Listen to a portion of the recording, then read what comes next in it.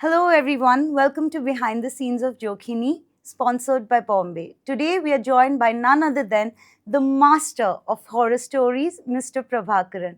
Prabhakaran, sir, thank you so much for joining us. Thank you so much. முதல்ல ஒரு பேசிக் கொஸ்டின்ல இருந்து ஆரம்பிக்கலாம். உங்களுக்கு பர்சனலி கோஸ்ட்ஸ் இருக்குன்னு நம்பிக்கை இருக்கா? ஒரு பாசிட்டிவ்னு ஒன்று இருந்ததுன்னா நெகட்டிவ் கண்டிப்பாக இருக்கும். நீங்க முதல்ல கேட்ட பாரநார்மல்ல எந்த ஸ்டோரி உங்களுக்கு இது கண்டிப்பா மக்கள்கிட்ட சொல்லணும்னு தோணுச்சு? ஏலகிரி, அதாவது என்னோட டெவில்ஸ் கிச்சன் ஷோல ம். ஃபர்ஸ்ட் ஸ்டோரியே அதான். Yelagiri Yelagiri haunted haunted house. House. அந்த கதை எல்லாரும் பார்த்திருக்கோம் and we've loved it also. Thank you. இந்த மாதிரி ஸ்டோரிஸ் எல்லாம் இவ்ளோ பெரிய ஃபினாமினனா மாறும்னு நீங்க ஆரம்பத்துல எதிர்பார்த்தீங்களா?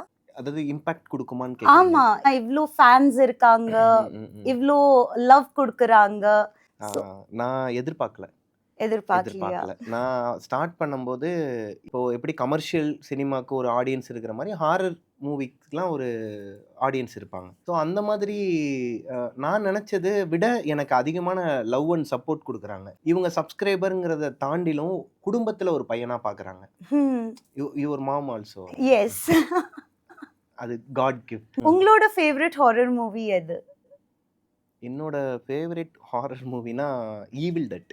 அதே மாதிரி டெய்லி டார்க் ஸ்டஃப் பார்த்து ரிசர்ச் பண்ணிட்டு இருக்கும் போது நீங்க ரிலாக்ஸ் ஆகிறதுக்கு பார்க்குற கம்ஃபர்ட் ஷோ என்ன? கம்ஃபர்ட் ஷோனா விஜய் சித்து விலாக்ஸ். நம்மளோட லைஃப்பில் நடக்கிற அந்த ரியாலிட்டி இருக்கும்ல, பாய்ஸ் லைஃப், ஆமா ஆமா. பேச்சுலர்ஸ் லைஃபாக இருக்கட்டும், இப்போ இருக்கிறதெல்லாம் வந்து அழகாக எடுத்து காட்டுவாங்க. எனக்கு ரொம்ப பிடிக்கும். ஒரு மாதிரி ஸ்ட்ரெஸ் ஃப்ரீயாக இருக்கும் பார்க்கும்போது. தளபதி. ஆமா ஆமா. சிஎம் சார் இப்போ.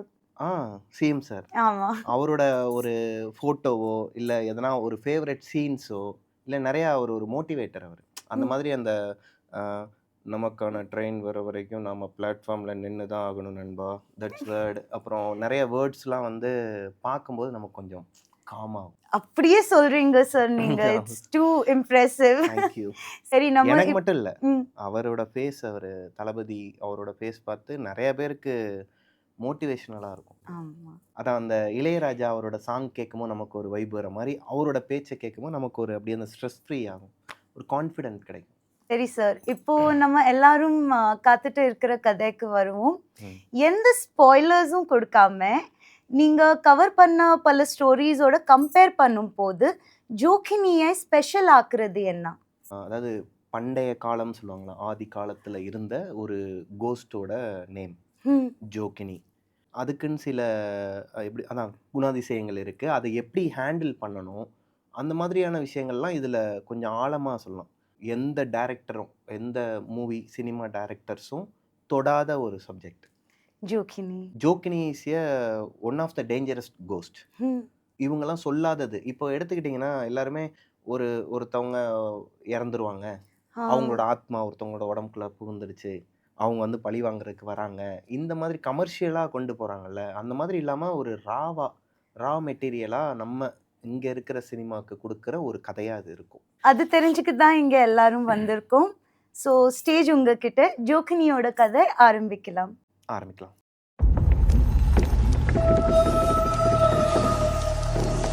1985 ஆகஸ்ட் மாதம் 10ஆம் தேதிங்க, மதுரைக்கு பக்கத்தில் இருக்கிற ஒரு ரூரல் வில்லேஜ். இந்த வில்லேஜில் ஏகப்பட்ட கட்டுப்பாடுகள்லாம் இருக்குது. அன்னைக்கு ஒரு நாள் நைட்டு இப்படி இடி மின்னலோட மழை பெய்ய போகிற அந்த ஸ்டேஜில் மலருங்கிற பொண்ணு அவங்களோட ஃப்ரெண்டு கயல் கூட காட்டுக்குள்ள, அதாவது அந்த ஊரில் அன்னைக்கு திருவிழா நடந்துட்டு இருக்குது. அந்த நேரத்தில் இந்த 2 பொண்ணுங்களுமே வீட்டை விட்டு வெளியே வரக்கூடாதுன்னு சொல்லிட்டு அந்த வீட்டாளுங்கெல்லாம் சொல்லிட்டு தான் போயிருக்கிறாங்க. ஆக்சுவலாக கயல்ங்கிற பொண்ணை மலரை பார்த்துக்கிறதுக்காக தான் வீட்டில் விட்டுட்டு போயிருக்கிறாங்க. இதில் என்ன ஒரு விஷயம்னு பார்த்தீங்கன்னா, கயலும் மாசமாக இருக்கிறாங்க, மலரும் மாசமாக இருக்கிறாங்க. மலர் 8 மாதங்க, கயல் 3 மாதங்க. இப்போது இந்த பொண்ணு ஆசைப்பட்டதுனால தான், அதாவது மலர் ஆசைப்பட்டனால தான் கயல் அவங்கள வெளியவே கூப்பிட்டு வந்திருக்கிறாங்க. அந்த திருவிழாவுக்கு போகிற பாதை எப்படி இருக்குன்னா, ஒரு அடர்ந்த காட்டுப்பகுதி மாதிரி இருக்குங்க. அதாவது இவங்களோட ஊர் இருக்கிறதே கேரளா தமிழ்நாடு பார்டரில் தான். இப்போது அந்த ஊரோட தெய்வத்தை, அதாவது அந்த காளியம்மனை ஊரோட முச்சந்தியில் வச்சு தான் தீ மிதிக்கிறது, இப்படி ஏகப்பட்ட விஷயங்கள்லாம் அங்கே நடக்குங்க. அந்த திருவிழாவில் வேகமாக போய் பார்த்துட்டு ரிட்டன் வீட்டுக்கு வந்துடலாம்னு சொல்லிட்டு தான் போயிருக்கிறாங்க. ஆனால் அவங்க போன அந்த காட்டு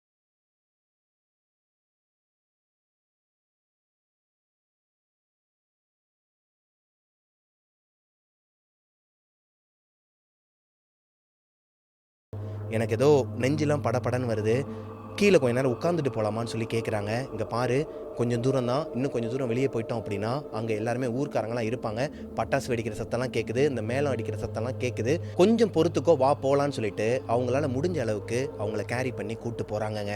இந்த நேரம் பார்த்து அந்த ஊரோட எல்லை பகுதிக்குள்ளே ஒரு அம்பாசிடர் கார் வருதுங்க. இந்த காருக்குள்ள பதட்டமாக டிரைவ் பண்ணிட்டு இருக்கிற ஒரு டிரைவர், அவருக்கு பின்னாடி ஒரு மந்திரவாதி உட்கார்ந்துருக்கிறாருங்க. அவர் கையில் சின்னதாக ஒரு பாட்டு இருக்குதுங்க. இந்த பானைக்குள்ள ஏதோ சம்திங் ராங், அதை பாதுகாத்து வச்சுக்கிட்டு தான் அதையும் பார்க்குறாரு. பக்கத்தில் திரும்பி பார்த்தா மாசமான ஒரு பொண்ணு, ரொம்பவே ஒரு 9 மாதம் இருக்குன்னு வச்சுக்கோங்களேன். அந்த பொண்ணு பிரசவ வழியில் துடிக்கிறாங்க. அந்த பொண்ணு துடிக்கிறத பார்த்து கூட இவர் பெருசாக ரியாக்ட் பண்ணலங்க. இந்த பாட்டுக்குள்ளே இருக்கிற, அதாவது இந்த பாட்டை பார்த்து தான் ரொம்பவே ஒரு மாதிரி அமானுஷமாக பார்க்குறது. தம்பி சீக்கிரமாக போங்க, சீக்கிரமாக போங்கன்னு சொல்லிட்டு முன்னாடி இருக்கிற டிரைவரையும் அவசரப்படுத்துகிறாருங்க. அப்படி அந்த பாட்டுக்குள்ளே என்ன இருக்குதுங்கிறத தெரிஞ்சுக்கணும்னு சொல்லிட்டு அந்த டிரைவருக்கும் ஆர்வம் வருது. ஏன்னா நிறமாச கர்ப்பிணி வழியில் துடிச்சிக்கிட்டு இருக்கிறாங்க. அவங்கள பார்க்காம இவரை பார்த்தாலே நல்லாவே தெரியுது அந்த பொண்ணோட அப்பாவாக தான் இவர் இருப்பாருங்கிறது. இருந்தாலும் அந்த பொண்ணை வந்து சமாதானப்படுத்துறதுல இவர் ரொம்ப கான்சென்ட்ரேட் பண்ணாமல், பானை உடஞ்சிட போகுது, மெதுவாக போங்க, அதே நேரத்தில் கொஞ்சம் சீக்கிரமாகவும் போங்கன்னு சொல்லிட்டு, என்னடா இருந்தாலும் லூஸ் மாதிரி பேசிகிட்டு இருக்கான்னு சொல்லிட்டு அவருக்குள்ள ஒரு டவுட் இருக்குதுங்க. இப்போ அப்படியே ஆப்போசிட்டில் அங்கே வெடிகள்லாம் வெடிச்சுக்கிட்டு அந்த ஊர்க்காரங்க திருவிழாவை கொண்டாடிக்கிட்டு இருக்கிறாங்க. அந்த பொண்ணுங்க 2 பேருமே அந்த ஏரியாக்குள்ளே போகிற அந்த நேரத்தில் மலர் மயக்கம் போட்டு விழுந்துடுறாங்க. கயல் அதை பார்த்துட்டு என்ன செய்கிறதுனே தெரியாமல் கையில் வாட்டர் பாட்டில் இருக்கு, எடுத்து மூஞ்சிலெலாம் அடிக்கிறாங்க. மலர் முழிக்கலைங்க. இதே நேரத்தில் இடி மின்னலோட மழை பயங்கரமாக பெய்ய ஆரம்பிக்குது. நடுக்காட்டுக்குள்ளே மலரும் கயலும் மாட்டிக்கிட்டாங்க. எதனா மிருகம் வந்துருமா, இல்லை எதனா ஒரு அமானுஷம் வந்துருமா, இந்த பொண்ணுக்கு நம்ம தானே பொறுப்புன்னு சொல்லிட்டு கயல் ஒரு பக்கம் அவங்களோட உசுரை கையில் பிடிச்சிக்கிட்டு மலரை எப்படியாச்சும் காப்பாற்றிடலாம், யாராச்சும் ஒருத்தர் வரமாட்டாங்களான்னு சொல்லிட்டு அந்த திருவிழா நடக்கிற இடத்த பார்த்து அம்மனை வேண்டிக்கிட்டு இருக்கிறாங்க. அதே நேரத்தில் பயங்கரமாக இடி மின்னலோட மழை ஸ்டார்ட் ஆன இந்த ஊர் எல்லை பகுதியில் இந்த அம்பாசிடர் காரில் வந்துட்டு இருந்தவங்க முன்னாடி இருக்கிற அந்த காரோட வைப்பர் சரியாக ஒர்க் ஆகாத காரணத்தினாலையும், அந்த டிரைவர் வந்து முழுக்க பின்னாடி இருக்கிற அந்த பானை மேலே கான்சென்ட்ரேட் பண்ணனாலையும் வண்டியை ஒரு மரத்து மேலே போய் மோதிடுறாருங்க. மோதினதுக்கப்புறமா இந்த சாமியாராக இருக்கட்டும், அந்த பொண்ணாக இருக்கட்டும், அந்த டிரைவராக இருக்கட்டும், எல்லாருக்குமே பயங்கரமாக அடிபடுது. பயங்கரமாக மழை பெஞ்சு இடிமின்னல் சத்தத்தோட உள்ளுக்குள்ள அந்த பொண்ணோட அலறல் சத்தமும் கேட்குதுங்க. அதே நேரத்தில் இந்த சாமியார் லைட்டாக மயக்க நிலைக்கு போகிறாரு. இப்போது அந்த மயக்க நிலையிலேருந்து ரைட்டாக அவர் கண் முழிச்சு பார்க்கும்போது அவருக்கு கீழே காலில் ஏதோ தண்ணியில் மிதித்த மாதிரி ஒரு சத்தம் கேட்குதுங்க. உணர்வும் இருக்குதுங்க. இப்போ நான் இங்கே உட்காந்துருக்கிறேன் அப்படின்னா கீழே தண்ணியாக இருக்குதுன்னா, நான் பேசிகிட்டு இருக்கும்போது லைட்டாக காலை வச்சா இப்படி ஒரு சத்தம் கேட்கும் இல்லையா, இதே மாதிரி சத்தம் கீழே கேட்குது, உணரவும் முடியுது. என்னடா அது, இப்படி உள்ள தண்ணி வந்துச்சு, ஒருவேளை அந்த பொண்ணுக்கு தான் பனிக்கூடம் எதனா உடஞ்சிருச்சான்னு சொல்லிட்டு கீழே பார்க்கும்போது ரத்தம், வண்டி ஃபுல்லாகவே ரத்தம். மெதுவாக பயந்துக்கிட்டே இந்த பக்கம் திரும்பி பார்க்கும்போது அந்த சாமியார் கையில் வச்சுருந்த அந்த பானையும் உடஞ்சி போய் கிடக்குதுங்க. இப்போ தான் அவருக்கு ஒரு மாதிரி அள்ளு விடுதுங்க. அவரோட கண்ணுலாம் விரிஞ்சு ஹார்ட் பீட் ரைஸ் ஆகி முகமெல்லாம் வேர்த்து கொட்டி, அவ்வளோ மழை அவ்வளோ இடியிலையும் அவருக்கு ஒரு மாதிரி வேர்த்து கொட்டி பயத்தில் பின்னாடி திரும்பி பார்க்கும்போதே ஒரு சத்தம் கேட்குது. இப்படி ஒரு சத்தம். பயந்து போய் தான் பின்னாடி திரும்பி பார்க்குறாரு. சைடில் அந்த மாசமான பொண்ணு அவங்களோட வயிற்றை கிழிச்சு உள்ளே இருக்கிற அவங்களோட சிசுவை எடுத்து சாப்பிட்டுக்கிட்டு இருந்திருக்கிறாங்கங்க. இவர் பார்க்கும்போது கடைசியாக அந்த குழந்தையோட கையை மட்டும்தான், அதாவது அந்த கை விரலை தான் கடைசியாக சாப்பிட்டுட்டு கோரமாக இப்படி சத்தம் கொடுத்து சிரிக்கிறாங்க. இந்த சாமியார் எது நடக்கக்கூடாதுன்னு நினச்சாரோ அது நடந்துருச்சுங்க. இந்த சாமியார் ஒரு மாதிரி அரண்டு போய், இதை பாரு, இங்கேருந்து போயிரு, நீ பண்ணது பெரிய தப்பு, உன்னால் தப்பிக்க முடியாது, இப்போவும் சொல்கிறேன், உன்னை என்னால் அழிக்க முடியும், என்னோட குருவால் உன்னை அழிக்க முடியும்னு சொல்லிட்டு அந்த ஆத்மாவை மிரட்டுறாருங்க. இப்போது அந்த சாமியாரோட கையில் இருந்த ஒரு ருத்ராட்ச மாலையை அவர் எடுக்கிறதுக்குள்ளேயே இந்த ஆத்மா அவரை கொன்னுட்டனால அந்த ருத்ராட்ச மாலையை எடுத்து வெளியே எரிஞ்சிடுறாருங்க. அப்படியே அந்த பக்கங்க நடுக்காட்டில் கயல் உசுரை கையில் பிடிச்சிட்டு இருக்கும்போது அவங்க என்ன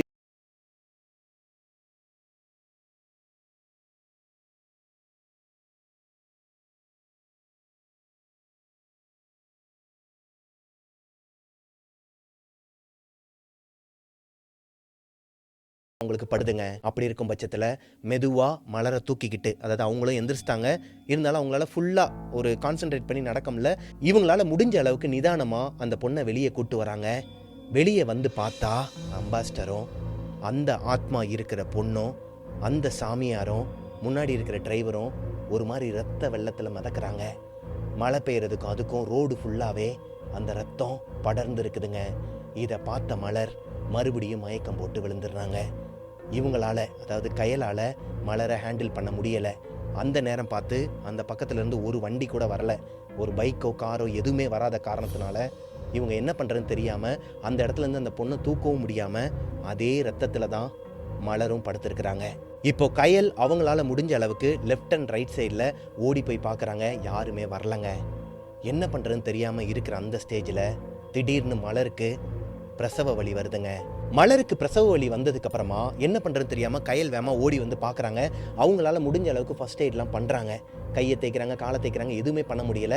இந்த நேரத்தில் கொற்ற மலையில் இடிக்கிற இடி சத்தத்தில் ஆல்ரெடி அந்த அம்மனோட கோவிலில் பூசாரிங்க எல்லாருமே அந்த அம்மனை வந்து வழிபட்டுட்டு இருக்கும்போது அங்கே ஒரு இரத்த காயம் ஆகுதுங்க. இரத்த காயம் பட்டுருச்சுன்னா அம்மனுக்கு அது உகந்தது அல்ல, ஏதோ ஒரு தடங்கள் வந்திருக்குது, இது வந்து அப்படியே நிப்பாட்டணும்னு சொல்லிட்டு அங்க நடந்துட்டு இருக்கிற அந்த பூஜையும் பாதியிலேயே தடங்களாகி நிக்குதுங்க. யார் இந்த மலர், யார் இந்த கயல், அந்த அம்பாஸ்டருக்குள்ள இருந்த அந்த பொண்ணு யாரு, கூட இருந்த சாமியார் யாரு, அது போக அந்த பொண்ணோட உடம்புக்குள்ள இருந்த ஆத்மா, அதாவது இந்த பாட்டுக்குள்ள அந்த பானைக்குள்ள இருந்த ஆத்மா யாரு அப்படிங்கிறத பற்றின ஒரு முழு தொகுப்பை தான் இன்னைக்கு நம்மளோட ஸ்டோரியில் பார்க்க போகிறோம். Welcome to the world of ஜோக்கினி.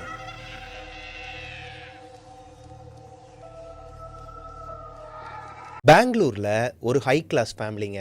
இவங்களோட வீடே ஒரு அரண்மனை மாதிரி இருக்கும். லைக் அவங்களோட வீட்டில் வேலை பார்க்குறவங்க மட்டுமே மொத்தம் 15 பேர்னா அப்போ அந்த வீடு எவ்வளோ பெருசாக இருக்கும்னு நீங்களே கற்பனை பண்ணிக்கோங்க.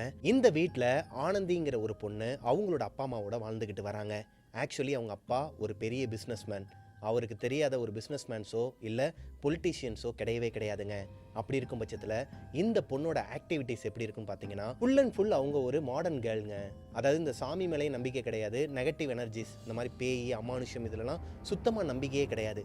பாசிட்டிவாக இருந்தாலும் நெகட்டிவாக இருந்தாலும் அது நம்ம நினைக்கிறதுல தான், நம்மளே உருவாக்குறதுல தான் இருக்குங்கிற மாதிரி நினைக்கிற ஒரு ஏத்திஸ்ட்டுங்க. ஆனந்தி அவங்களோட பொண்ணுங்களோட, அதாவது அவங்க படிக்கிறது ஒரு உமன்ஸ் காலேஜ், அவங்களோட பொண்ணுங்களோட வெளியெல்லாம் ஊர் சுற்றிட்டு பப்புக்கெலாம் போகிறது, வீட்டில் அப்பா பேச்சே அம்மா பேச்சே கேட்கவே மாட்டாங்க. ஆனால் அப்பாவுக்கு ரொம்பவே மரியாதை கொடுப்பாங்க.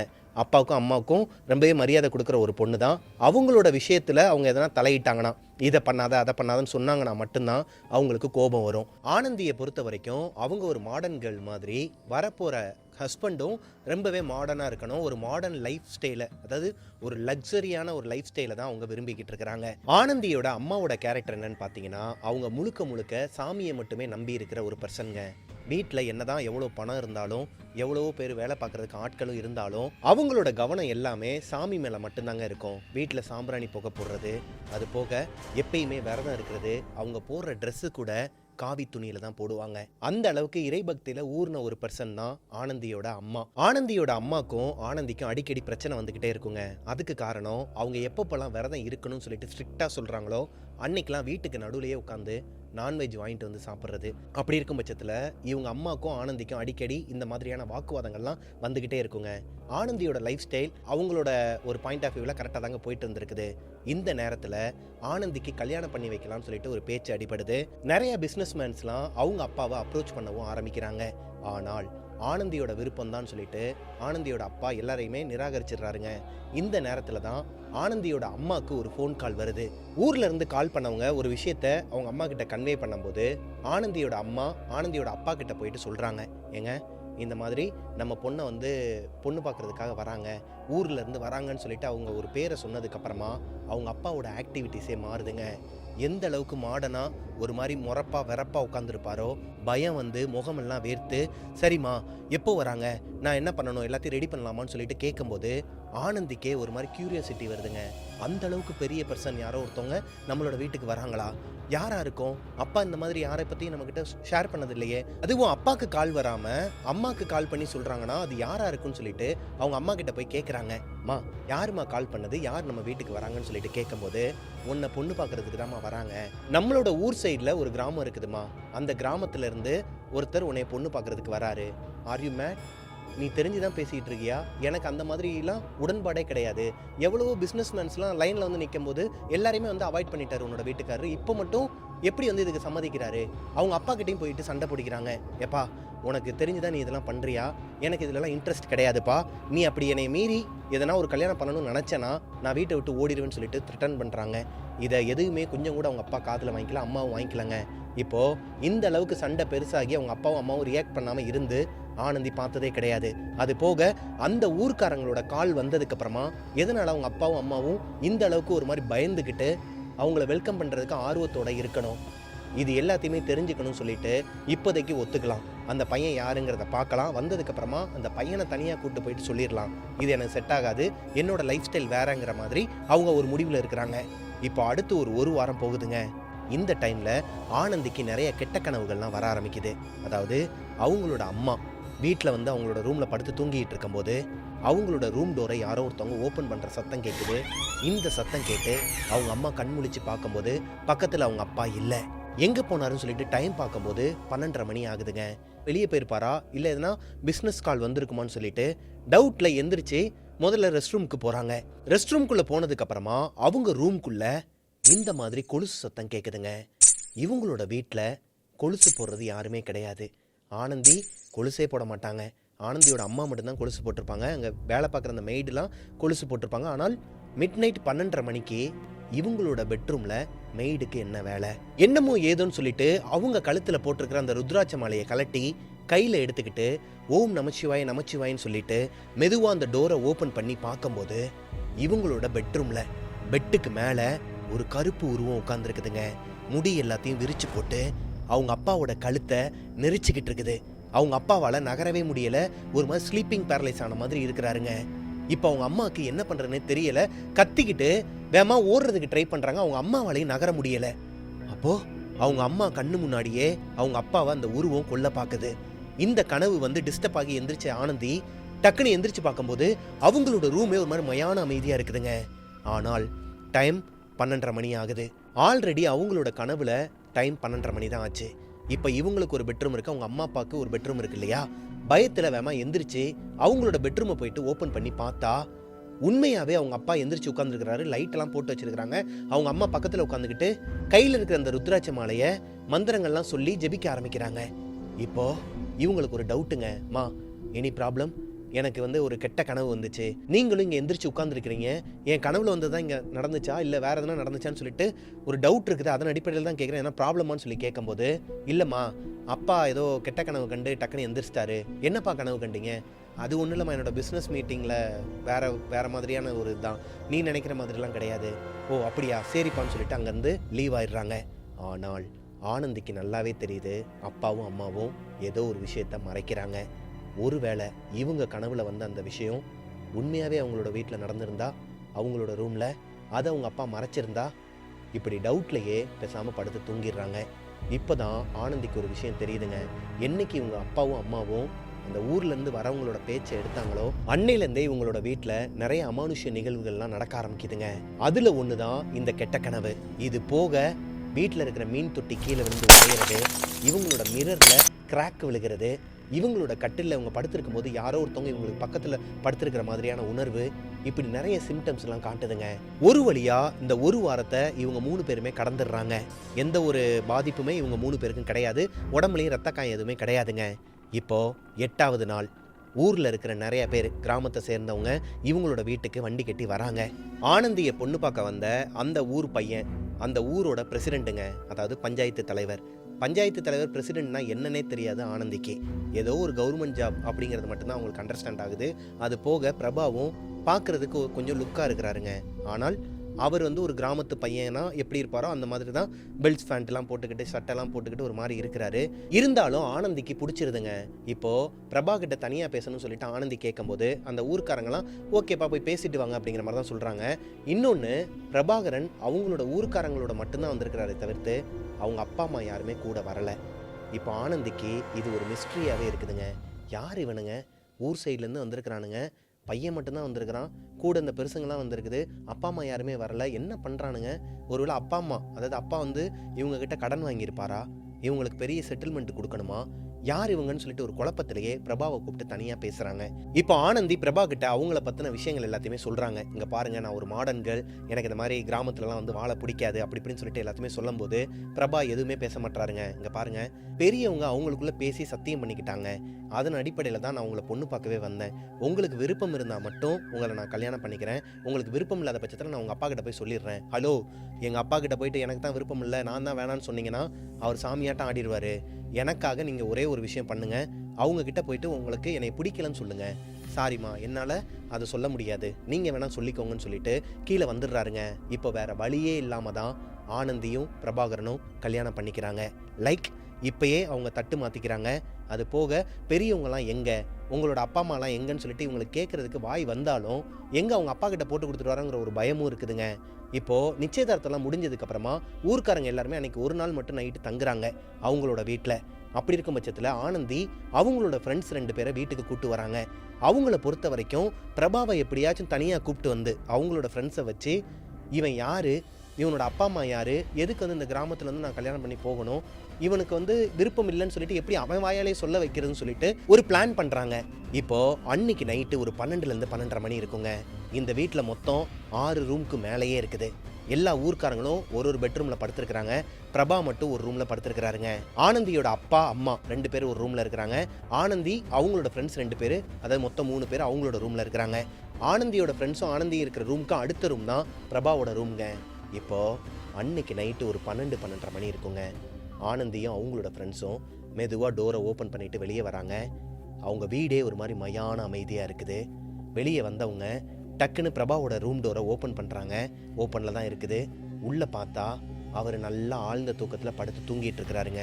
ஆனந்தி அவங்க ஃப்ரெண்டு கிட்ட சொல்கிறாங்க, போய் எழுப்பிடி, அவங்ககிட்ட பேசணும்னு சொல்லும்போது, இல்லை நான் எழுப்ப மாட்டேன், நீ வேணால் போய் எழுப்பிக்க, ஏன்னா பயமாக இருக்குது, அடிச்சிட்டானா என்னடி பண்ணுறது, ஊர்க்காரன் வேற காட்டா மாதிரி இருக்கிறான், பயமாக இருக்குங்கிற மாதிரி சொல்லும்போது, இல்லை நீ எழுப்பு பார்த்துக்கலான்னு சொல்கிறாங்க. இப்போது ஆனந்தியோட ஃப்ரெண்டு மெதுவாக நடந்து போயிட்டு, அதாவது இவங்க எல்லாருமே வெளியே நின்று தான் பார்த்துட்டு இருக்கிறாங்க.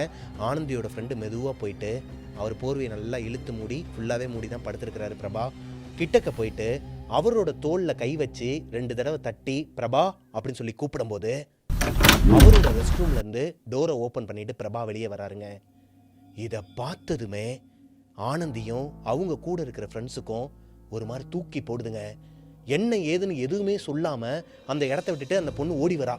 யாருன்னா பிரபாவை போயிட்டு எழுப்ப போனாங்க இல்லையா, அந்த பொண்ணு ஆனந்தியோட ஃப்ரெண்டு அலறி அடிச்சுட்டு ஓடுறாங்க. அவங்க கத்துன கத்துல அந்த வீட்டில் இருக்கிறவங்க எல்லாருமே எந்திரிச்சிடுறாங்க. அம்மா அப்பா எல்லாருமே எந்திரிச்சிடுறாங்க. என்னாச்சுன்னு சொல்லிட்டு ஆனந்தி கிட்ட வந்து கேட்கும்போது பிரபா ஓப்பனாக சொல்லிடுறாரு, என்னோட ரூமில் வந்து இவங்க ஓப்பன் பண்ணி உள்ளே வந்தாங்க, என்ன நடந்துச்சுலாம் தெரில அப்படிங்கிற மாதிரி சொல்லும்போது இப்போ ஆனந்தி ஓப்பனாகவே சொல்கிறாங்க, ஊருக்காரங்க முன்னாடியும் பிரபா முன்னாடியும் அவங்க அப்பா அம்மா முன்னாடியும், ஆமாங்க எனக்கு யாருனே தெரியாது இவரை, நான் என்னோட எய்ம் எல்லாமே வேறு, நான் வந்து ஒரு பணக்கார வீட்டு பையனா, என்னோட லைஃப் ஸ்டைலே வேறன்ட்டு இருக்கிறேன், நீங்கள் பாட்டுக்கு ஆண்டிப்பட்டிக்கு பக்கத்தில் இருக்கிற ஒரு கிராமத்தில் போய் வாழ்னா என்னால் எப்படி வாழ முடியும், அவர் யார் என்னன்னு என்னால் தெரிஞ்சுக்கணும், அவங்க அப்பா அம்மா யார் என்ன ஆச்சுன்னு சொல்லிட்டு எல்லாமே தெரிஞ்சுக்கணும்னு சொல்லிட்டு கத்தும்போது இப்போது ஆனந்தியோட அப்பா அம்மா 2 பேருமே ஆனந்தியை மட்டும் தனியாக அவங்களோட ரூமுக்கு கூட்டு போயிட்டு நிறைய விஷயங்கள்லாம் ஷேர் பண்ணுறாங்க. இங்கே பாருமா, அவனுக்கு அப்பா கிடையாது, அம்மா மட்டும்தான். சில வருஷங்களுக்கு முன்னாடி உங்கள் அம்மாவோட உயிரை காப்பாற்றினதே பிரபாவோட அம்மா தான். அவங்க மட்டும் அவங்களோட உயிரை தியாகம் பண்ணலை அப்படின்னா இன்றைக்கி உன்னோட அம்மா உயிரோடே இருக்க மாட்டாங்க. அது போக ஒரு சாபக்கேடும் நம்மளை பின்தொடர்ந்துருக்கோம். இது எல்லாத்துலேருந்தும் நம்மளை பாதுகாத்ததே, அதாவது இந்த ரேஞ்சில் நம்ம இன்றைக்கி இருக்கிறோன்னா உயிரோட, அதுக்கு காரணமே பிரபாவோட அம்மா தான் சொல்கிறாரு. ஆனால் அது எதனால் ஏங்கிறதெல்லாம் நீ கேட்காத, நீ அந்த வீட்டுக்கு வாக்கப்பட்டு போகணுங்கிறது தான் எழுதப்பட்ட ஒரு உண்மை. இதை யாராலையும் மாற்ற முடியாது. உனக்கு தேவையான வசதிகள் நீ இங்கே வாழ்ந்த மாதிரியே அங்கேயும் போய் வாழ்கிறதுக்கு உண்டான உனக்கு சொகுசு கார்லேருந்து எல்லாமே நான் அனுப்பி வைக்கிறேன். ஆனால் நீ அந்த பையனை தான் கல்யாணம் பண்ணணும், அங்கே தான் இருக்கணும். மாதத்துக்கு ஒரு தடவையோ இல்லை வாரத்துக்கு ஒரு தடவையோ நீ விருப்பப்படுறப்பெல்லாம் பெங்களூருக்கு வந்து அப்பா அம்மா கூட டைம் ஸ்பெண்ட் பண்ணலாம், உன்னோட ஃப்ரெண்ட்ஸ் கூட டைம் ஸ்பெண்ட் பண்ணலாம்னு சொல்லிட்டு அழுத்தமாக சொல்கிறாருங்க. இது மட்டும் நடக்கலைன்னா உன் அப்பாவும் உயிரோடு இருக்க மாட்டேன், அம்மாவும் உயிரோடு இருக்க மாட்டாங்கன்னு சொல்லிட்டு மிரட்டினதுக்கப்புறமா இப்போது ஆனந்திக்கு வேறு வழியே இல்லாமல் ஒத்துக்கிறாங்க. ஆனந்தியோட படிப்புலாம் முடிஞ்சதுக்கப்புறமா, அதாவது இன்னும் ஒரு 2 மாதம் அவங்களுக்கு செமஸ்டர் எக்ஸாம்லாம் இருக்குது. அடுத்த 2 மாதத்தில் அவங்களுக்கு ஃபைனல் செமஸ்டருங்க. அதை முடித்த கையோடையே ஆனந்திக்கும் பிரபாக்கும் கல்யாணம் பண்ணி வைக்கிறாங்க. அதாவது இங்கே பெங்களூரில் இருக்கிற ஒரு அம்மன் கோவிலில் வச்சு தான் அவங்களுக்கு கல்யாணம் நடக்குது. இங்கே வச்சே கல்யாணம் பண்ணி சில சடங்கு முறைகள்லாம் பண்ணுறாங்க. அன்னைக்கு நைட்டே அவங்களுக்கு ஃபர்ஸ்ட் நைட்லேருந்து எல்லாமே முடிஞ்சிருதுங்க. இப்போ ஒரு வாரத்துக்கு அப்புறமா தான் இந்த வீட்டில இருந்து, அதாவது பெங்களூர்ல இருந்து பிரபாவும் ஆனந்தியும் அவங்களோட சொந்த ஊர், அதாவது பிரபாவோட சொந்த ஊரான ஆண்டிப்பட்டிக்கு பக்கத்தில் இருக்கிற அந்த கிராமத்துக்கு கிளம்புறாங்க. ஆனந்தியும் பிரபாவும் அவங்களோட கிராமத்துக்கு, அதாவது அந்த எல்லை பகுதியில் உள்ள போகும்போது ஆனந்தியால ஒரு நெகட்டிவ் வைப்ரேஷனை உணர முடியுதுங்க. இது நாள் வரைக்கும் அவங்களோட வாழ்க்கையில அந்த தெய்வ சக்தியவோ இல்லை இந்த மாதிரி துஷ்ட சக்திகளோ அவங்களுக்கு நம்பிக்கை கிடையாது. இருந்தாலும் இப்போ அவங்களால ஒரு நெகட்டிவ் எனர்ஜியை நல்லாவே உணர முடியுது. அவங்களுக்கு பயங்கரமா ஹெட்டேக் ஆகுதுங்க. தலைவலிக்குது பிரபா, எதனா மெடிக்கல் இருந்தால் எனக்கு டேப்லெட் வாங்கி கொடுங்கன்னு சொல்லிட்டு அந்த அளவுக்கு தலைவலியில துடிக்கிறாங்க. அது போக அவங்களோட உடம்பை யாரோ ஒருத்தவங்க நெருக்கிற மாதிரி ஒரு ஃபீலுங்க. இப்போ நான் உட்காந்துருக்கிறேன் அப்படின்னா என்னை சுற்றிலுமே கயிறை வச்சு கட்டி போட்டு 2 பேர் லெஃப்ட் சைட்லேயும் ரைட் சைட்லேயும் இழுத்தாங்கன்னா எனக்கு எப்படி இருக்கும், அந்த மாதிரி தான் ஆனந்திக்கு இருந்திருக்குது. இப்போது இதை பார்த்த பிரபா என்ன பண்ணுறாருனா, அந்த ஊர் எல்லையை தாண்டி உள்ளே போனதுக்கப்புறமா ஒரு 1.5 கிலோமீட்டர் டிஸ்டன்ஸ்லேயே ஒரு காளியம்மனோட கோவில் இருக்குதுங்க. எல்லை காளியம்மன் சொல்லிட்டு ஒரு கோவில் இருக்குது. அந்த கோவிலில் வண்டியை நிப்பாட்ட சொல்கிறாரு. ஆனந்தி திட்டுறாங்க, ஏங்க மெடிக்கல் ஷாப்புக்கு போக சொன்னால் எல்லையம்மன் கோவில்னு சொல்லிட்டு இங்கே நிப்பாட்டி காமெடி பண்ணிட்டு இருக்கீங்க, எனக்கு செம்ம ஹெட்டேக்காக இருக்குது, ப்ளீஸ் சீக்கிரமாக போங்க அப்படிங்கிற மாதிரி சொல்லும்போது, இல்லைம்மா நீ கீழே வா, உனக்கு ஒன்றும் தெரியாது, நான் உன்னை கூட்டு போகிறேன்னு சொல்லிட்டு அந்த அம்மனோட கோவிலுக்குள்ளே கூட்டு போகிறாருங்க. அந்த அம்மனோட கோவில் வாசலில் கால் எடுத்து வச்ச அடுத்த செகண்ட் ஆனந்திக்கு ஹெட்டேக் எங்கே போச்சுன்னே தெரில. அது போக அவங்கள அந்த கயிறு போட்டு இருக்கிற மாதிரி ஒரு ஃபீல் இருக்குன்னு சொன்னாங்க இல்லையா, அந்த ஒரு ஃபீலிங்கும் இல்லைங்க. அவங்களுக்கே ஒரு மாதிரி ஒரு பிரம்மையாக இருக்குது. என்னடா அது, நமக்கு என்ன நடந்துச்சு, இப்போ வெளியே இருக்கிற வரைக்குமே நம்மளால் ஒரு நெகட்டிவ் எனர்ஜியை உணர முடிஞ்சிச்சு, இப்போ இந்த கோவிலுக்குள்ளே வந்ததுக்கப்புறமா பாசிட்டிவ் எனர்ஜியை உணர்றாங்க. இப்போ தான் ஆனந்தியோட வாழ்க்கையில் பாசிட்டிவ்னா என்ன நெகட்டிவ்னா என்னங்கிற ஒரு ஃபீலிங்கே அவங்களுக்கு வந்திருக்குதுங்க. நேராக ஊருக்குள்ளே போகிறாங்க. ஆனந்தி இது நாள் வரைக்கும் பார்க்காத முகங்களை தான் அவங்க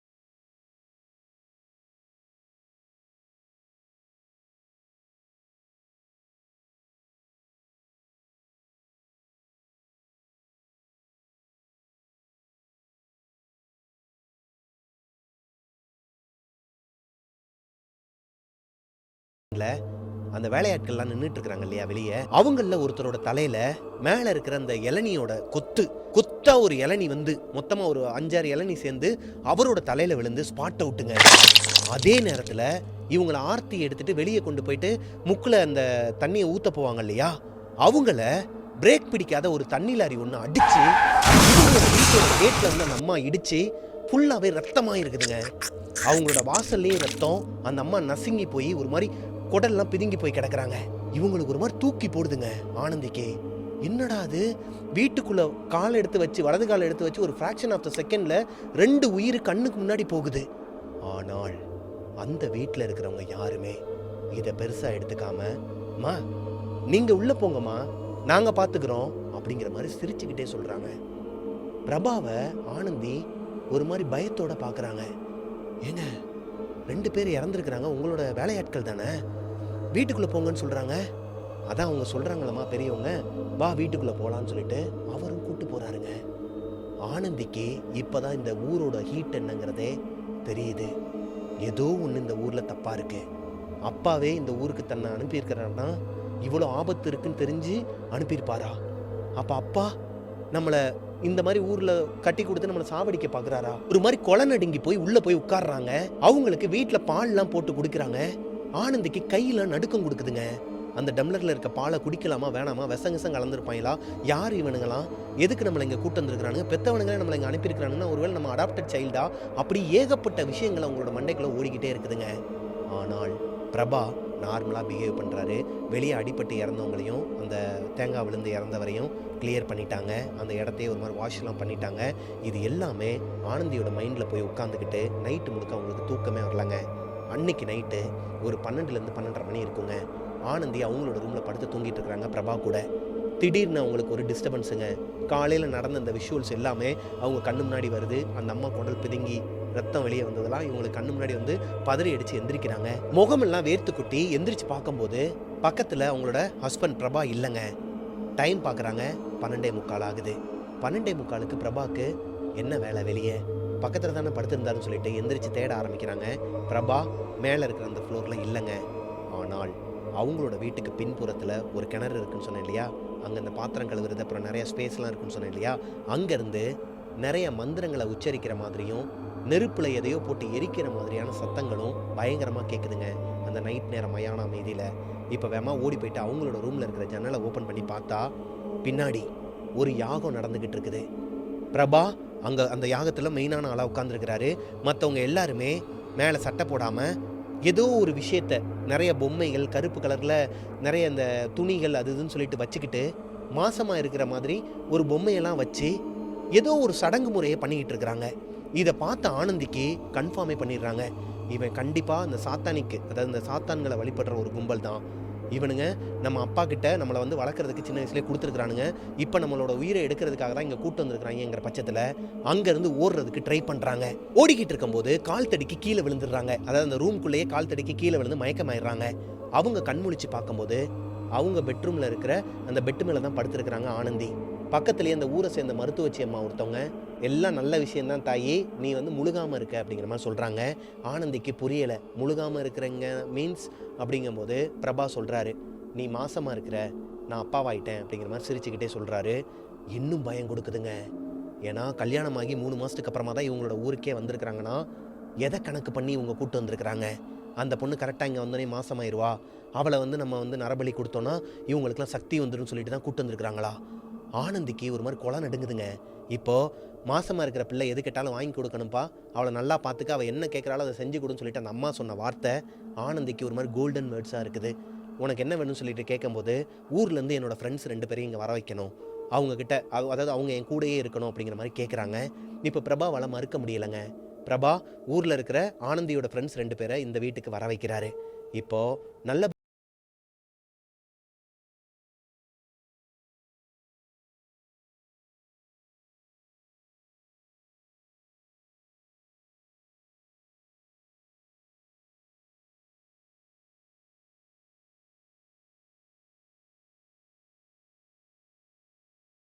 மணிக்கு உனக்கு என்ன வேலை? அது போக பின்னாடி அந்த ஒரு யாகம் பண்ணிட்டு இருந்தாங்க இல்லையா, அது எதனால் பண்ணாங்க? இப்படி பல டவுட்ஸ் ஆனந்தியோட மனசுக்குள்ளே இருக்குது. அதை அவங்களோட ஃப்ரெண்ட்ஸ்கிட்டையும் ஷேர் பண்ணுறாங்க. இப்போது ஆனந்தி பிரபா கூட அவங்களோட ரூமில் தூங்கிட்டு இருந்தாலும் ஆனந்தியோட ஃப்ரெண்ட்ஸ் 2 பேரும் வேவு பார்க்க ஆரம்பிக்கிறாங்க. நைட் நேரம் இந்த ஊர் எப்பேற்பட்ட ஊர், எதனால் நம்மளோட ஃப்ரெண்டை இங்கே கூட்டு வந்துருக்குறாங்கன்னு சொல்லிட்டு வேவு பார்க்க ஆரம்பிக்கும் போது அந்த பொண்ணுங்க 2 பேருமே கேட்டை ஓப்பன் பண்ணிவிட்டு அந்த வீட்டை விட்டு 12 மணிக்கு மேலே வெளியே வராங்க. வெளியே வந்து பார்க்கும்போது அந்த ஊரே ஒரு மாதிரி மயான அமைதியாக இருக்குதுங்க. எல்லா லைட்டும் போட்டு தான் இருக்குது ஊரில், ஸ்ட்ரீட் லைட் இல்லாமல் எரிஞ்சிக்கிட்டு தான் இருக்குது. ஊருனாலே எப்படிங்க இருக்கும்? அதுவும் அது ஒரு ரூரல் வில்லேஜ்னு வச்சுக்கோங்களேன். ஒரு வீட்டுக்கும் இன்னொரு வீட்டுக்கும் நடுவில் ஒரு 50லேருந்து 60 மீட்டர் டிஸ்டன்ஸில் நிறைய செடி கொடிகள் அப்படி தான் இருக்குங்க. இப்போது திடீர்னு இப்படி இடி மின்னலோட மழை பெய்ய போகிற அந்த ஸ்டேஜுங்க, பயங்கரமாக இடி மின்னல் வெட்டிக்கிட்டு இருக்கும்போது இந்த ஃப்ரெண்ட்ஸில் ஒரு பொண்ணு சொல்கிறாங்க, ஏய் எனக்கு என்னமோ சரியாக படலை மது, நம்ம காலையில் கூட பார்த்துக்கலாம், நம்ம வா, நம்ம மறுபடியும் அந்த வீட்டுக்குள்ளே போயிடலாம்னு சொல்லிட்டு கூப்பிடும்போது, ஏய் அங்கே பாரு, பயப்படாத, ஒரே ஒரு பொண்ணு மட்டும், மாசமான பொண்ணு மட்டும் தனியாக நடந்து போய்கிட்டு இருக்கிறா. இந்நேரத்தில் அவளுக்கு வெளியே என்ன வேலை? ஒரு வேலை நம்ம ஆனந்தி சொல்கிற மாதிரி இவங்க எல்லாருமே ஒரு சூனிய கேங்காக இருந்தாங்கன்னா இதை வீடியோ எடுத்தோன்னா கண்டிப்பாக ஒரு ஆதாரம் கிடைக்கும், நம்ம ஆனந்தியை இந்த ஊர்லேருந்து காப்பாற்றி கூட்டு போகிறதுக்கு ஒரு ஆதாரமாக இருக்கும்னு சொல்லிட்டு 2 பேருமே அந்த பொண்ணை ஃபாலோ பண்ணுறாங்க. ஒரு 100 மீட்டர் டிஸ்டன்ஸில் அந்த பொண்ணு தனியாக நடந்து போகிறாங்க. பயங்கரமாக கொலுசு சத்தம்லாம் கேட்குது. முடி கால் வரைக்கும் இருக்குதுங்க, அதாவது கீழே கணுக்கால் வரைக்கும் முடி இருக்குது அந்த பொண்ணுக்கு. பார்க்கவே ஒரு மார்க்கமாக தாங்க இருக்கிறாங்க அந்த பொண்ணு. அது போக அந்த நைட் அட்மாஸ்பியரில் இந்த ஊர் சைட்லலாம் பூச்சி சத்தம் கேட்கும் இல்லையா, இந்த வயல்வெளி பக்கம் தான் இந்த பொண்ணு நடந்து போயிட்டு இருக்கிறாங்க. ஒரு கட்டத்துக்கு மேலே இவங்க ஃபாலோ பண்ணி போயிட்டு இருக்கும்போது அந்த பொண்ணு காட்டு பகுதிக்குள்ளே போகிறாங்க. இப்போ மதுவை இன்னொரு பொண்ணு எச்சரிக்கிறாங்க, ஏய் இதுக்கு மேலே போவேனாண்டி எனக்கு பயமாக இருக்குன்னு சொல்லும்போது, இவ்வளோ தூரம் வந்துட்டோம், வா உள்ளே போய் என்னமோ நடக்க போது, வா பார்க்கலாம்னு சொல்லிட்டு பின்னாடியே போகிறாங்க. இவங்க பேசிகிட்டு இருந்த அந்த ஒரு டைமிங்கில் அந்த பொண்ணு உள்ளே போய் ஒரு 2 நிமிஷம் ஆச்சுங்க. இந்த 2 பொண்ணுங்களுமே கொஞ்சம் லேட்டாக தான் போகிறாங்க. உள்ளே போய் பார்த்தா அது ஒரு காட்டுப்பகுதி. அந்த காட்டுக்குள்ளே எந்த ஒரு சத்தமே கேட்கல. ஆக்சுவலி முன்னாடி போன அந்த பொண்ணு காலில் பெரிய கொலுசு போட்டிருந்தாங்க. அந்த பொண்ணு நடந்து போகிற சத்தம் மட்டுமே காதை கிழிக்குது. அப்படி இருக்கும் பட்சத்தில் உள்ள அந்த பொண்ணு வந்திருந்தாங்கன்னா அவங்களோட கொலுசு சத்தமாச்சும் கேட்கணும். ஆனால் மயான அமைதியாக இருக்குது. இந்த பொண்ணுங்களுக்கு இவங்களை அறியாமலே மனசுக்குள்ள ஒரு பயம் வருதுங்க. ஒன்றும் பிரச்சனை கிடையாது மது, வந்த பாதையிலே ஓடிட்டோம்னா நம்ம இப்பே போயிடலான்னு சொல்லிட்டு அந்த பொண்ணு எவ்வளோதான் சொன்னாலும் மதுங்கிற பொண்ணு வீடியோ கேமராவை ஆன் பண்ணுறாங்க. அதாவது அவங்களோட ஃபோனில் வீடியோ எடுக்க ஆரம்பிக்கிறாங்க. இப்போது மெதுவாக நடந்து போயிட்டு இருந்த பொண்ணுங்களுக்கு ஒரு கட்டத்துக்கு மேலே சோர்வாயிடுறாங்க. டயர்டாகி நீ சொன்னதான் கரெக்டு, எங்கேயோ போயிட்டா. ஆனால் ஆனந்தி சொன்ன மாதிரி இந்த ஊரே ஒரு மாந்திரிக ஊர் தாண்டி, வாடி வெளியே போகலான்னு சொல்லிட்டு ரிட்டன் திரும்பி வந்த பாதையில் வந்துட்டு இருக்கும்போது அந்த பொண்ணோட மேலே இந்த இடத்துல ஏதோ சொட்டுதுங்க. என்னடி ஏதோ மழை பெய்யுதா, எப்படி இந்த காட்டுக்குள்ளே மழை பெய்யும், மேலே எப்படி தண்ணி விழுகுன்னு சொல்லிட்டு தொட்டு பார்த்தா ரத்தங்க, ஃபுல்லாக ரத்தம். ஒரு சொட்டு தான் ரத்தம் விழுந்திருக்குது. இந்த 2 பொண்ணுங்களும் மேலே திரும்பி பார்க்கும்போது மேலே இருந்து கொத்தா ரத்தம் விழுந்திருக்குதுங்க இவங்க மேலே. இவங்க முகம், இவங்களோட உடம்பு ஃபுல்லாகவே ரத்தம். ஒரு கட்டத்துக்கு மேலே இவங்களுக்கு கை கால்லாம் ஒரு மாதிரி உதட்டம் கொடுக்க ஆரம்பிக்குது. அது போக அந்த இடத்துல இருக்கிற அந்த ஒரு அட்மாஸ்பியர், மயான அமைதி, அது போக குளிர்ந்த காத்துக்கும் அதுக்கும் இவங்களுக்கு அந்த ரத்த வாடை பயங்கரமாக இருந்திருக்குதுங்க. அந்த இடத்த விட்டு ஓடலான்னு சொல்லிட்டு 2 பேருமே நகர்றதுக்கு நினைக்கும் போது மேலே இந்த மூங்கில 2ஆ பொளக்கிற மாதிரி ஒரு சத்தம் கேட்குதுங்க. மறுபடியும் இந்த பொண்ணுங்க 2 பேரும் மேலே அந்த ரத்தத்தோட பார்த்தா நடுங்கிக்கிட்டே அந்த மாசமான பொண்ணு இருக்கிறாங்க இல்லையா, ஒரு கோரமான உருவத்தில், முடியெல்லாம் பெருசாக தான் இருக்குது. அவங்களோட காலு 2மே பிஞ்சி உடம்பே 2ஆ பொளந்து, ஆனால் அந்த பொண்ணு சிரிச்சுக்கிட்டு தாங்க இருக்கிறாங்க. ஒரு மாதிரி பயங்கரமான இந்த சத்தத்தோட சிரிச்சுக்கிட்டு இருக்கும்போது இந்த பொண்ணுங்களுக்கு ஒரு மாதிரி அள்ளு விடுதுங்க. அந்த இடத்துல மயக்கம் போட்டு விழுந்துட்டாங்க. அடுத்த நாள் காலையில் ஒரு 7 மணிலேருந்து 7:30 மணி இருக்குங்க. ஆனந்தி எந்திரிச்சதுமே அவங்களோட ஃப்ரெண்ட்ஸ் ரூமுக்கு போயிட்டு பார்க்குறாங்க. அவங்க ஃப்ரெண்ட்ஸ் 2 பேருமே ரூமில் இல்லை. இப்போ பிரபா கிட்ட சொல்கிறாங்க, என் ஃப்ரெண்ட்ஸ் 2 பேரை காணோம், எங்கேயாச்சும் வெளியே போயிட்டாங்களா? இல்லையே, நான் எதுவும் பார்க்கலன்னு சொல்லிட்டு வேலையாட்கள்லாம் கூப்பிட்டு கேட்கும்போது அவங்க எல்லாருமே தேட ஆரம்பிக்கிறாங்க. தேடி பார்க்கும்போது தான் தெரியுது அவங்களோட ஃப்ரெண்டு வந்து வீட்டில் இல்லை 2 பேருமே. இப்போ பால்காரர் ஒருத்தர் ஒரு மாதிரி கத்திக்கிட்டு ஓடி வராருங்க. ஐயா, உங்கள் வீட்டுக்கு வந்த 2 பொண்ணுங்க அந்த காட்டுக்குள்ளே மயங்கி போய் கிடக்குறாங்க. இவங்களுக்கு ஒரு பதட்டம். அதாவது இவங்க வீட்டுக்குள்ளே அந்த பொண்ணு ஆனந்தி வந்து வலது காலை எடுத்து வைக்கும் போது 2 உயிர் போயிருக்குது. அப்போ இல்லாத ஒரு பதட்டமும் பயமும் இப்போ பிரபாவோட கண்ணில் பார்க்குறாங்க ஆனந்தி. அது ஆனந்தியோட ஃப்ரெண்ட்ஸுங்கிறதுனால கிடையாது. இந்த காட்டுக்குள்ளே அந்த 2 பொண்ணுங்களும் மயக்கம் போட்டு கிடக்குறாங்கன்னு சொன்னதுக்கப்புறம் தான் அவருக்கு அந்த மாதிரி கண்ணு விரிஞ்சு வேமா ஓடுறாருங்க. இப்போ என்னமோ எதுன்னு சொல்லிட்டு இவங்களும் அவர் கூட போகும்போது நீ அந்த காட்டுக்குள்ளே வரக்கூடாதுன்னு சொல்லிட்டு ஸ்ட்ரிக்டாக சொல்கிறாரு. ஏன்னு சொல்லிட்டு கேட்கும்போது, நீ மாசமாக இருக்கிற, அந்த காட்டுக்குள்ளே வரக்கூடாதுடி போடின்னு சொல்லிட்டு சொல்கிறாரு. இது நாள் வரைக்கும் மரியாதை கொடுத்து பேசின பிரபா, அவ்வளோ பக்குவமாக பார்த்துக்கிட்ட பிரபா, அவங்களுக்கு 5 மாதம் ஆகுது. இந்த மாதிரி ஒரு காலகட்டத்தில் எதனால் வாடி போடின்னு கூப்பிடணும்? இப்போ தான் ஆனந்திக்கு ஒரு விஷயம் புரியுதுங்க. அப்போது அந்த காட்டுக்குள்ளே தான் ஏதோ ஒரு மேட்ரு இருக்குது. அதனால தான் இவன் நம்மளை அங்கே வந்து போகக்கூடாதுன்னு சொல்கிறான். ஆல்ரெடி நம்மளோட ஃப்ரெண்ட்ஸ் 2 பேரும் அங்கே தான் மயங்கி கிடக்குறாங்கன்னா அவங்கள கொண்டுட்டாங்களா அப்படிங்கிற மாதிரி பயந்துக்கிட்டு இருக்கும்போது ஒரு வழியாக அந்த பொண்ணுங்க 2 பேரையும் ஹாஸ்பிட்டலில் சேர்த்து ட்ரிப்ஸ் எல்லாம் போட்டு காப்பாற்றிடுறாங்க. அந்த 2 பொண்ணுங்களுக்குமே எதுவுமே ஆகலைங்க. ஆனால் எந்திரிச்ச உடனேயுமே அவங்க 2 பேருமே ஒரு மாதிரி அரண்டு போயே இருக்கிறாங்க. எதுவுமே பேச மாட்டாங்க. என்னாச்சுன்னு சொல்லிட்டு கேட்கும்போது எதுவுமே பேச மாட்டாங்க. அந்த ஊரில் இருக்கிற இந்த மந்திரிக்கிறவங்க இருப்பாங்க இல்லையா,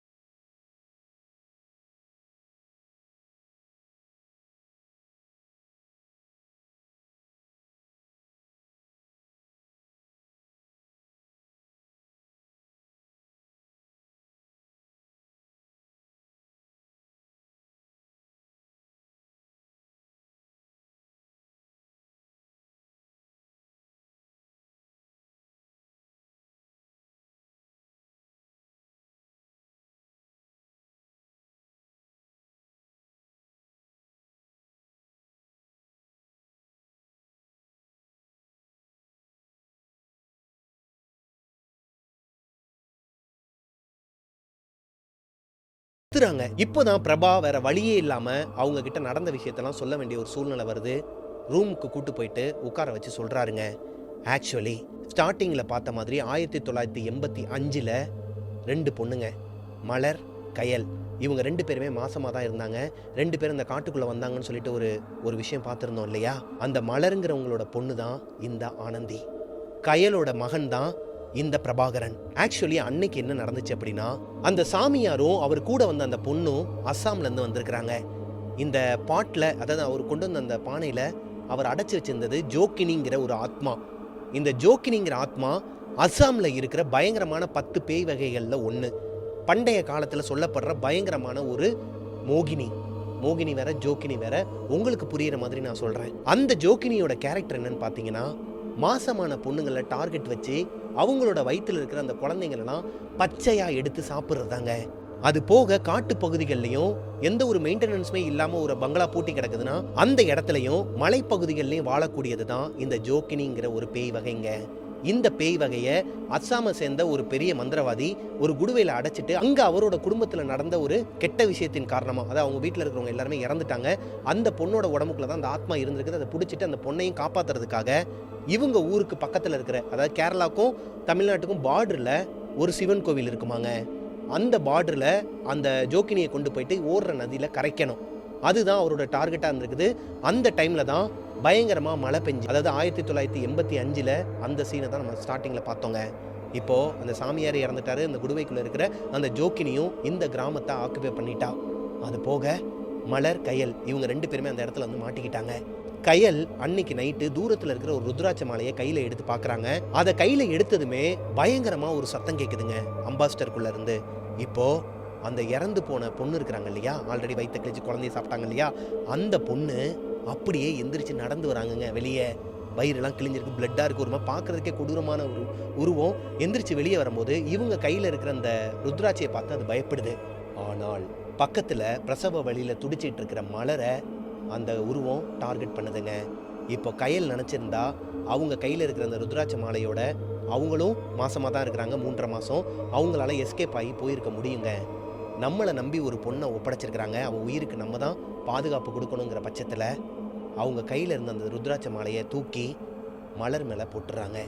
மலரோட வயிற்றில் போயிட்டு அந்த ருத்ராட்சை விழுந்ததுக்கப்புறமா இந்த ஆத்மா கயலை குறி வச்சு வயிற்றில் இருக்க அந்த குழந்தையும் சாப்பிட்டுட்டு அவங்களையும் கொன்றுதுங்க. ஆல்ரெடி அந்த ஏரியாவில் ஒரு தீட்டுப்பட்டு, அதாவது ஒருத்தரோட கையில் ரத்தம் வந்து அங்கே ஒரு அமானுஷம் நடந்துச்சு இல்லையா, அந்த அம்மனுக்கு பூஜை பண்ணிகிட்டு இருக்கும்போது அவங்க தான் எல்லை அம்மன். இப்போது எடுத்தவனையும் ஆனந்தியை ஒரு எல்லையம்மன் கோயிலுக்கு கூட்டு போனார் இல்லையா பிரபா, அந்த எல்லையம்மன் தான் ஸ்டார்டிங்கில் அவங்களுக்கு பூஜை எல்லையில் வச்சு பண்ணிகிட்டு இருக்கிறாங்க. அந்த அம்மாவை தூக்கிக்கிட்டு பக்தர்கள் எல்லாம், அதாவது அந்த ஊருக்காரங்க எல்லாருமே அந்த பாதையில் வரும்போது இந்த ஆத்மா அந்த இடத்த விட்டு போயிடுச்சுங்க.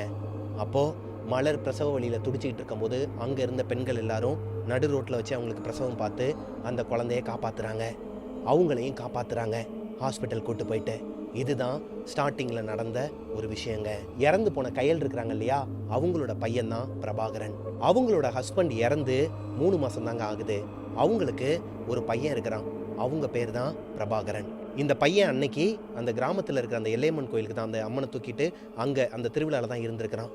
இப்போது அந்த பையனும் பார்த்துருக்குறாங்க, அதாவது பிரபாகரனும் கண்ணால் பார்க்குறாரு. அவங்க அம்மாவோட வயிறு கிழிஞ்சி உள்ளே இருக்கிற குடல்லாம் வெளியே வந்து அந்த சிசுவை அழிச்சது யாருங்கிறத ஒரு கோபமும் அவரோட மனசுக்குள்ளே ஆழமாக பதியுதுங்க. எத்தனை ஜென்மம் எடுத்தாலும் எவ்வளோ வருஷம் போனாலும் இதுக்கு காரணமானவங்கள பழி வாங்குவேங்கிற ஒரு விஷயம் அவரோட மனசில் ஆழமாக பதியுது. அது போக தன்னோட உயிரை கொடுத்து தன்னோட பொண்ணோட உயிரை காப்பாற்றினான்னு சொல்லிட்டு மலரோட அப்பா தான் அந்த ஊரோட பிரசிடெண்ட்டுங்க. அவருக்கு அப்புறமா இந்த பையனுக்கு பிரபா தான் இந்த ஊரோட பிரசிடெண்ட்டுங்கிற மாதிரி ஒரு கௌரவத்தையும் கொடுக்குறாரு. அது போக இவருக்கு தேவையான படிப்பு செலவுலேருந்து எல்லாத்தையுமே அவங்களே பார்த்துக்கிறாங்க. இதுதான் ஸ்டார்டிங்கில் நடந்த ஒரு விஷயங்க. இந்த மலருங்கிற பொண்ணுக்கு குழந்தை பிறக்குது, அவங்க பேர் தான் ஆனந்தி. ஆனந்தி பிறந்த ஊரே இந்த கிராமம்தான். இங்கேருந்து அந்த பொண்ணை தூக்கிக்கிட்டு அவங்க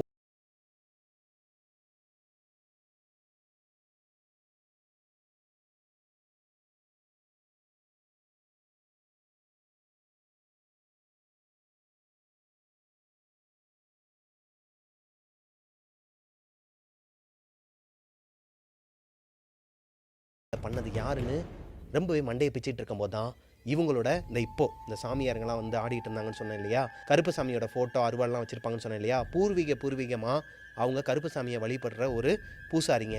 அவங்க தான் ஊரில் இருக்கிற அந்த காட்டுக்குள்ளேயே, இந்த சம்பவம் எங்கே நடந்துச்சோ அந்த காட்டு பகுதியிலேயே வச்சு ஒரு பூஜை பண்ணும்போது சொல்கிறாங்க, இந்த மாதிரி இந்த ஜோக்கினிங்கிற ஆத்மா இங்கே வந்துட்டா அவள் கொஞ்சம் கொஞ்சமாக இந்த ஊரையே கொல்ல ஆரம்பிச்சிருவா, இவகிட்டேருந்து தப்பிக்கிறது கஷ்டம். அந்த ஜோக்கினியை அழிக்கணும் அப்படின்னா அவள் என்னைக்கு இந்த ஊரில் உருவானாலோ, இது உடஞ்சி வெளியே வந்த இதே டேட்டில் இந்த ஊரில் பிறந்த ஒரு சிசுவால் தான் அவளுக்கு அழிவு காத்திருக்குது. அதே டேட்டில் அதே நட்சத்திரத்தில் நேரத்தில் பிறந்த ஒரு பொண்ணு ஆனந்தியோட கையால் தான் ஜோக்கினிக்கு அழிவுங்கிறது ஆரம்பத்திலேயே பிரபாக்கு தெரியும். இவங்க ஒரு மாதிரி மிரண்டு போய் உட்காந்துருக்குறாங்க. ஆல்ரெடி இப்படி ஒரு சம்பவம் நடந்திருக்குதா, அதனால தான் தன்னோட அப்பாவும் அம்மாவும் அப்படி பிஹேவ் பண்ணாங்களா, ஊர்லேருந்து இவர் வரப்போறாருன்னொன்னையும் அந்த பிஸ்னஸ் மேன்ஸுக்கே இல்லாத ஒரு பயம். அதாவது பிஸ்னஸ் மேனை பார்த்தாலே ஒரு மாதிரி ரகடாக உட்காந்துருக்கிற ஆள் திடீர்னு எந்திரிச்சு பண்ணுறாங்கன்னா அதுக்கு இதுதான் காரணமா?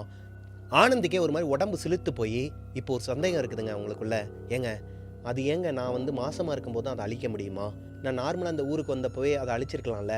இல்லைம்மா, அந்த ஆத்மா முதல்ல அந்த குடுவையிலேருந்து வெளியே வந்தப்போ ஒரு மாசமான பொண்ணோட உடம்புக்குள்ளே தான் போயிருக்குது. அது போக அதோட கேரக்டரேஷனை இந்த மாதிரி குழந்தைங்களை தாக்குறதும் மாசமாக இருக்கிற பெண்களை அழிக்கிறது மட்டும்தான். அதனாலேயே அதை அழிக்கணும் அப்படின்னா ஒரு மாசமான பொண்ணோட உடம்புக்குள்ளே அந்த ஆத்மா வரணும். அதை வர வச்சு தான் அவளோட உடம்புலேருந்து அழிக்கணும். என்னோட உடம்புக்குள்ளே அந்த ஜோக்கினியை வர வச்சு அதுக்கப்புறமா தான் நீங்கள் அந்த ரிச்சுவல்லாம் பண்ணி எங்களை காப்பாற்றணுமா? ஆமாம்மா, இந்த ரிஸ்க் நம்ம எடுத்து தான் ஆகணும், வேறு வழியே கிடையாது. இதை நானே சொல்லலான்ட்டு இருந்தேன். அது வரைக்கும் நீ பேனிக் ஆகாமல் இருக்கணும். வயிற்றில் இருக்கிற சிசுவும் முக்கியம், நீ எனக்கு முக்கியம். என்னோட அம்மாவை கொன்ன அந்த ஆத்மாவை நான் சும்மா விட மாட்டேன். அதே நேரத்தில் உன் வயிற்றில் வளர்கிற குழந்தை என்னோட குழந்தை, நீயும் என்னோட சொத்து, உங்கள் 2 பேருமே நான் காப்பாற்றுவேன்னு சொல்லிட்டு அடுத்த 4 மாதத்துக்கு ரொம்ப கேர்ஃபுல்லாக அவங்கள பார்த்துக்கிறாங்க. இந்த 4 மாதமும் ஆனந்தி கீழே விழுக போகிற மாதிரியும் அவங்களுக்கு கெட்ட கனவு வருது. அவங்க வீட்டுக்கு பின்னாடி அந்த ஜோக்கினியை அவங்க கண்ணாடையும் பார்த்துருக்குறாங்க.